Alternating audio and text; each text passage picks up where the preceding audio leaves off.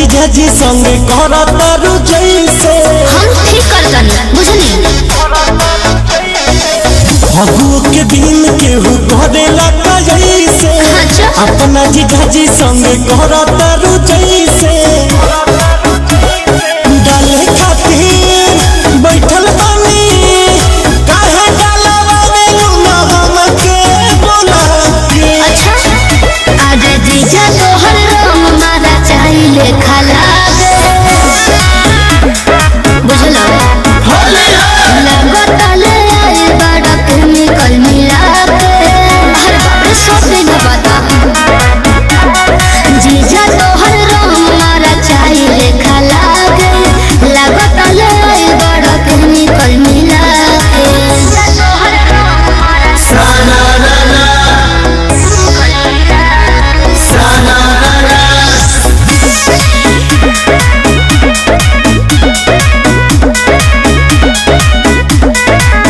छोड़ा जाए दाय साली खिसियाइल ना जला मन करतना भाव खाइल ना जला हो तू तो घात कइले बाड़ो जीजा जी गंदा बात कइले बाड़ो जीजा जी तोहरा के देखल तोहरा के देखो तो गजब फीलिंग जागे आई हो दादा जीजा तोहर रंग मारा चाहिले खाला दे ओहो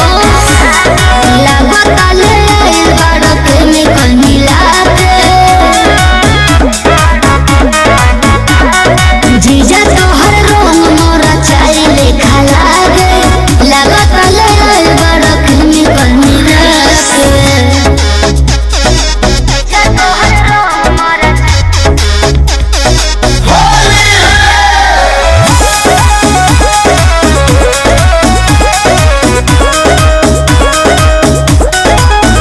स्पेशल हो बरांड का